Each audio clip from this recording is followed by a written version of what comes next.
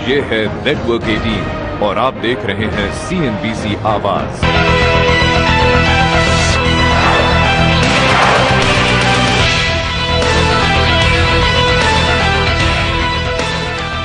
Sensex 400 point recover कर चुका है। दिन के निचले स्तरों से निफ्टी 100 पॉइंट रिकवर कर चुका है और भारत का आउट परफॉर्मेंस आज एशिया में हम 5 से 6% का कट देख रहे हैं। यूरोप वीक है और अमेरिका में डाउ फ्यूचर्स और नैस्डैक फ्यूचर्स वीक है। तो क्या ये आउट परफॉर्मेंस चलता रहेगा, कब तक चलेगा? सेंट्रल ब्रोकिंग के आलोक नानावटी और अश्विनी कुशवाहा रीड कर रहे हैं इस सिचुएशन को, क्योंकि डेफिनेटली हमने इन खराब आंकड़ों को नजरअंदाज किया। पॉजिटिव टेरिटरी में कारोबार देखा गया है और कई सारे स्टॉक्स हैं जो पार्टिसिपेट कर रहे हैं इस हरकत में ऊपर की ओर। जी अर्षदा, एक कुछ हद तक की अच्छा है कि जो रिकवरी आई है वो ब्रॉड बेस्ड है। स्मॉल और मिड कैप्स में भी हमने देखा है कि काफी स्टॉक्स में रिकवरी आई है और price movement across the board है, पॉजिटिव मूवमेंट है। सो कितनी हद तक ये बना रहेगा वो कहना तो मुश्किल रहेगा, लेकिन डोमेस्टिक फंड पार्टिसिपेशन भी काफी अच्छा रहा है पिछले कुछ ट्रेडिंग सेशंस में। तो एक जो ये पुल बैक आया है वो कुछ हद तक शॉर्ट कवरिंग और कुछ हद तक डोमेस्टिक पार्टिसिपेशन, इंस्टीट्यूशनल पार्टिसिपेशन भी। क्या आप इस रैली में जो हम देख रहे हैं इस हफ्ते की शुरुआत से ही नजर आ रही है, उसके साथ जा रहे हैं, आप पोजीशंस ले रहे हैं लॉन्गर टर्म के लिए, या फिर ये आप बहुत ही शॉर्ट टर्म प्ले लेकर ट्रेड ही कर रहे हैं? जी नहीं, हम ज्यादा करके तो शॉर्ट टर्म ट्रेडिंग की पोजीशंस नहीं रखते हैं। हमारे क्लाइंट्स को भी हम ऐसी सलाह देते हैं कि वो शॉर्ट टर्म पोजीशंस ज्यादा करके न रखें, लेकिन लॉन्गर टर्म्स के लिए जी बिल्कुल पिछले हफ्ते 2 हफ्ते में हमने क्लाइंट्स को बताया कि ये एक अच्छी टाइम है, अच्छा मौका है लॉन्गर टर्म पोजीशंस बनाने को, और काफी हद तक लार्ज कैप्स में जहां एक अच्छी रिकवरी अब दिख रही है। साथ ही स्पेस है जहां पर हमने देखा है काफी हरकत देखने को मिली, specially oil marketing company BPCL 7% के गेन्स। केन ऑफ कोर्स कुछ रिकवर कर रहा है क्योंकि कच्चे तेल में भी बाउंस नजर आया आलोक, लेकिन इस स्पेस में क्या आपका कॉल है इन्वेस्टमेंट का एट द मोमेंट, और कौन से स्टॉक्स के साथ फिर आप जाएंगे?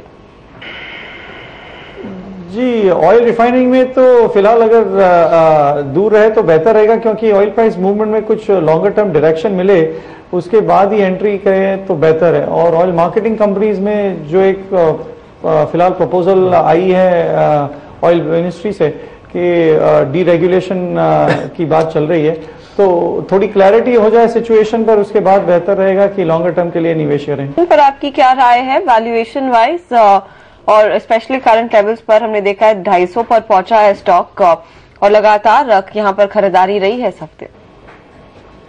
जी रिलायंस कम्युनिकेशंस की प्रेजेंट वैल्यूएशंस बेहतर लग रहे हैं। जो हमने पहले आंकड़े देखे थे उनसे प्राइस टू अर्निंग्स वो भी इस लेवल्स पर कुछ बेहतर है। तो मेरी राय में अगर कम्युनिकेशन स्पेस में एक 6 से 9 महीने का अगर इंटरवल देखा जाए तो आरकॉम खरीदारी के लिए ठीक रहेगा।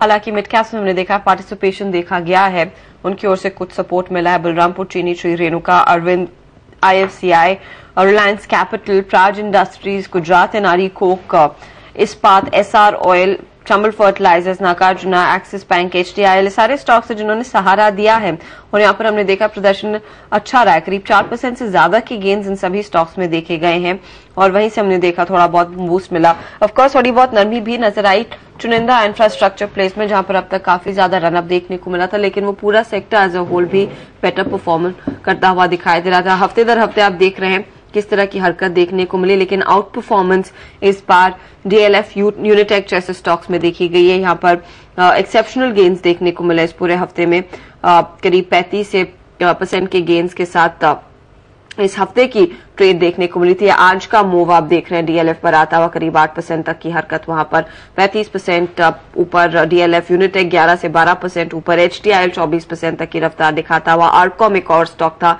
जहां पर हमने देखा काफी ज्यादा हरकत आती हुई।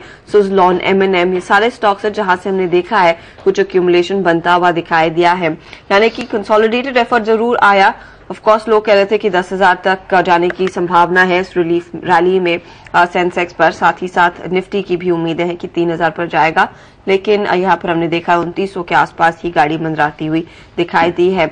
आज के दिन खराब संकेत आने के बावजूद एक बेहतरीन क्लोज, स्पेशली लोज से स्थिति कुछ इम्प्रूव्ड ही दिखाई देगी। आलोक, यही समझना चाहेंगे जो फिलहाल आज का एक्शन रहा है, इस पूरे हफ्ते की स्थिति रही है, आने वाले हफ्ते के लिए क्या रणनीति होगी आपकी? जी, आने वाले हफ्ते के लिए पहले तो ये देखना होगा कि जो auto bail out package US senate ने अभी फिलहाल नामंजूर किया था, उसके ऊपर कोई दोबारा विचार हो वीकेंड पर या शायद मंडे या ट्यूसडे तक, तो उसका कुछ हद तक असर, पॉजिटिव इम्पैक्ट हमें भी मिल सके। और बाकी निवेशकों को अगर इस लेवल से एंट्री की हो तो 10 से 20% की बढ़ोतरी पर प्रॉफिट बुकिंग करना चाहिए। अश्विनी से कोई डिस्क्लोजर्स? जी, मुमकिन है कि हमने जो स्टॉक्स की चर्चा की हो उसमें हमारी और हमारे क्लाइंट्स की पोजीशन हो। धन्यवाद आप दोनों का ही हमारे लिए समय निकालने के लिए। आज हम इसी के साथ लेंगे एक छोटा सा ब्रेक, आगे एक चेक लेंगे वायदे बाजार में इस ट्रेडिंग सेशन में क्या हुआ, किस तरह की पोजीशंस वहां पर बिल्ड होती हुई दिखाई दी।